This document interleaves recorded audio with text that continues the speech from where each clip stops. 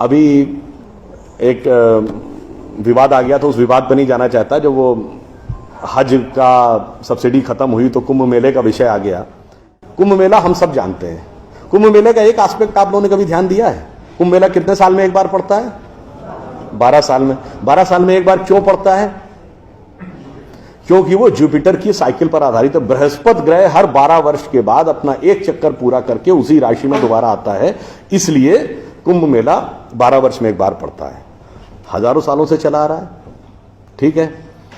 तो इसका मतलब हमको पता था ना कि बृहस्पति की साइकिल 12 साल की है। इनको तो अभी 100 साल पहले पता चला कि बृहस्पति की साइकिल 12 साल की है। और उसके बाद हमको समझा दिया जाता है नहीं साहब हम अनसाइंटिफिक थे। अब आप एक और बड़ी मजेदार बात देख लीजिए। सूर्य ग्रहण और चंद्र ग्रहण पड़ता है तो उसका डेट और टाइम कौन तय करता है? सरकार घोषणा करती है ना, टीवी पे आता है, रेडियो पे आता है, अखबार में आता है। किस बेस पे आता है? नासा की फिजिकल ऑब्जर्वेटरी बताती है कि फलां तारीख को इतने बज के इतने मिनट पे सूर्य ग्रहण या चंद्र ग्रहण पड़ेगा, सोलर इक्लिप्स और ल्यूनर इक्लिप्स। मगर ये बताइए 1950 से पहले तो नासा की ऑब्जर्वेटरी नहीं थी। 1920 में जब अल्बर्ट आइंस्टीन ने रिलेटिविटी की थ्योरी दी, उससे पहले रिलेटिव मोशंस ऑफ प्लैनेट नहीं पता था। सॉरी, 1916 में। 1920 में एडविन हबल एक साइंटिस्ट हुए जिन्होंने एक्सपेंडिंग यूनिवर्स की थ्योरी दी, उससे पहले एक्सपेंशन ऑफ यूनिवर्स नहीं पता था।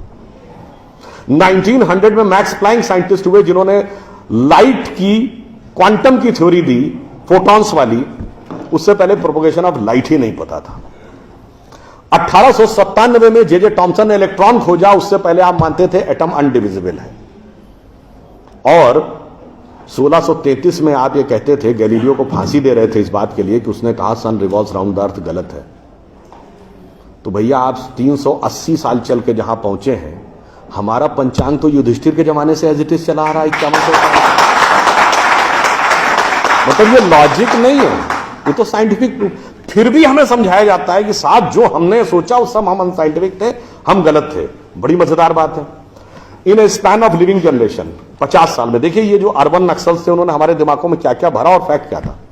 50 साल पहले जिस जिस चीज का मजाक उड़ाया गया वो चीज आज ठीक उसके उलट हो गई। 50 साल पहले कहते थे अरे यार ये अगर खेती करनी है तो mechanised farming, chemical fertiliser use करो। गाय के गोबर से कोई खेती होती है? आदमी चांद पे पहुंच गया, तुम गाय के गोबर पे पड़े हो। आज नहीं, ऑर्गेनिक फार्मिंग की तरफ। 50 साल पहले क्या कहते थे? अरे भाई ये जड़ी बूटियों फल पत्ती खाने से कोई इलाज होता है? नीम हकीम खतरा है जान। खाना है तो नई दवाएं खाओ, क्लोसिन, मेटासिन, टेरामाइसिन। आज आप क्या कहते हैं? नहीं, केमिकल नहीं, हर्बल मेडिसिन की तरफ जाओ। ठीक, आज से केवल 50 साल पहले आप ये कहते थे, जब हम कहते थे पेड़ों की रक्षा करो, जंगल की रक्षा करो, पहाड़ की रक्षा करो, कहते थे this is the reminiscence of a primitive tribal civilisation. आज 1992 के रियो डी जेनेरो से लेकर 2009 के कोपेनहेगन से लेकर 2016 के पेरिस तक आप कहते हैं नेचर फ्रेंडली डेवलपमेंट करो। भैया सब कुछ उलटता जा रहा है। जो हमने कहा, जिसका आपने मजाक उड़ाया, वो सब कुछ सही होता जा रहा। अब मैं एक और बात कहूंगा जिसका कि बहुत मजाक उड़ाया गया, शायद हम लोग कभी ध्यान नहीं देते। भारत में यह कहा जाता था कि ज्ञान प्राप्त करना है तो ध्यान लगाओ। संत महात्मा जाके गुफा में ध्यान लगाते थे, पीर फकीर जाके कहते थे इल्हाम हो जाएगा। लोग कहते थे क्या बेवकूफ है, हाउ इज इट पॉसिबल? ऐसा कहीं हो सकता है क्या कि जाके ध्यान लगाया और ज्ञान प्राप्त हो गया? If you want to attain knowledge you must outreach, understand the things, meet the people, visit the place, like what Darwin has done. अब 50 साल बाद मैं आपसे पूछता हूं, आपको न्यूयॉर्क टाइम्स अखबार पढ़ना है तो 2 रास्ते हैं। एक, यहां से दिल्ली से न्यूयॉर्क की फ्लाइट पकड़िए, 16 से 22 घंटे लगेंगे डिपेंडिंग अपॉन योर फ्लाइट, और आज का अखबार कल पढ़िए। और दूसरा है कि मोबाइल पे डाउनलोड करिए खट से और पढ़ लीजिए। क्यों? आपके हाथ में डिवाइस है, जिसने डिवाइस बनाई उसने सॉफ्टवेयर भी बनाया है, और जिसने सॉफ्टवेयर बनाया उसने सपोर्टिंग नेटवर्क भी बनाया है। उसी ढंग से हमारा शरीर एक डिवाइस है, तो इसके अंदर मन, बुद्धि, चित्त, अहंकार और कॉन्शियसनेस एक सॉफ्टवेयर है, और उसका कनेक्टिंग नेटवर्क भी है। बस नेटवर्क से कनेक्ट होना है और सब डाउनलोड है। और अंत में मैं एक उदाहरण दूंगा। सब कुछ कहा जाता था कि पैसे के कारण शोषण हुआ, इसलिए खड़े हो जाओ, लोगों के साथ भिड़ जाओ। हमारे यहां परंपरा में त्याग का महत्व था।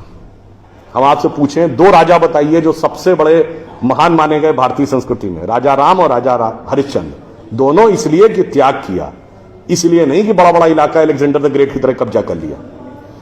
अब मैं एक आपको उदाहरण देता हूं, वो त्याग कैसे समाज में रचा बसा था। हमारे पूज्य संतों में से एक हुए संत रविदास, काशी के रहने वाले थे।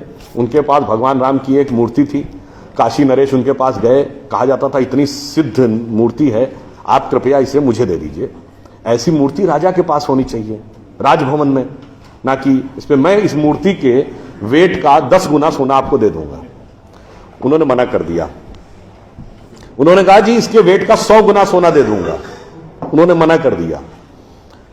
तो राजा को थोड़ा क्रोध आ गया। उसने कहा ऐसा है रैदास जी, आज जिस झोपड़ी में रह रहे हैं इसमें जितना सोना आ सकता हो नीचे से ऊपर तक उतना भर लीजिए, उतना मैं आपको देने को तैयार हूं। तो एक बार उनकी पत्नी का मन आया कि भाई ऐसा बढ़िया ऑफर नहीं मिलेगा, अब हमें इस पर विचार कर लेना चाहिए।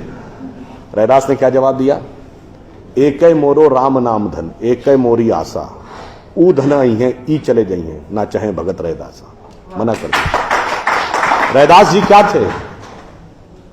वो जूते बनाते थे, आज की परिभाषा के अनुसार दलित थे। अब आप आइए, संत कबीर जुलाहा थे, आज की परिभाषा के अनुसार ओबीसी। जब उन्होंने, उनके बेटे ने भगवान के भजन के बजाय पैसा कमाना शुरू किया तो कबीर ने क्या कहा? उनके बेटे का नाम था कमाल। उन्होंने कहा बूढ़ा वंश कबीर का, उपजा पूत कमाल, और हरि का भजना छोड़ के घर ले आया माल। यानी उन्होंने उसको डिस्कार्ड किया। आप त्याग में रह के दिखाएंगे। अब आप आइए, मीराबाई राज परिवार की थी आज के हिसाब से, फॉरवर्ड। और उन्होंने क्या कहा? पायो जी मैंने राम रतन धन पायो, और जन्म जन्म की पूंजी पाई बाकी सबे लुटायो। उन्होंने भी पैसे की तरफ नहीं रहा। और अंत में ये सब एक ही कंटेम्परेरी है, तुलसीदास जिन्होंने रामचरितमानस लिखी, वो ब्राह्मण थे, फॉरवर्ड आज के जमाने के हिसाब से। कहा जाता अकबर उनके पास गए। अकबर ने कहा कि आप हमारे दरबार में आकर स्थान ग्रहण करिए, हम आपको 60,000 की मनसबदारी देंगे। उस जमाने में मनसबदारी एक रैंक होती थी। तो जैसे 40,000 की मनसबदारी वॉज मैक्सिमम, 60,000 का मतलब हुआ कि राजा के बाद सबसे बड़ा स्टेटस आपका होगा। तो तुलसी ने क्या जवाब दिया? हम तो सेवक राम के हियो धरो दरबार, हमारे तो हृदय में भगवान राम का दरबार धरा हुआ है। तुलसी का अब होएंगे नर के मनसबदार। ये मैंने क्यों बताया?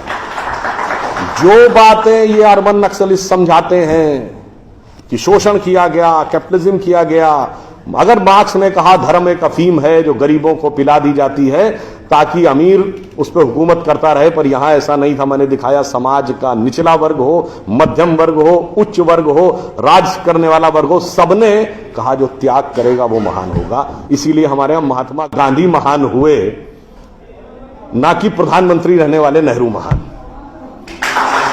तो इसलिए मैं अंत में ये कहूंगा आप सभी लोगों से कि ये जो मायावी रावण साधु का वेश बना के आता है, सूक्ष्म दृष्टि से इसको समझिए और आश्वस्त रहिए कि वो चाहे कितना भी मायावी हो, अंत में विजय हमारी ही होगी, क्योंकि हम आज दुनिया के यंगेस्ट नेशन है। जैसा अभी नलपत जी ने कहा ना कि भाई people like us we are in minority. हम देश दुनिया के सबसे युवा देश हैं, यह सत्य है, मगर यह अर्ध सत्य है। हम सबसे युवा देश और सबसे प्राचीन सभ्यता है। We are the youngest nation and the oldest civilisation.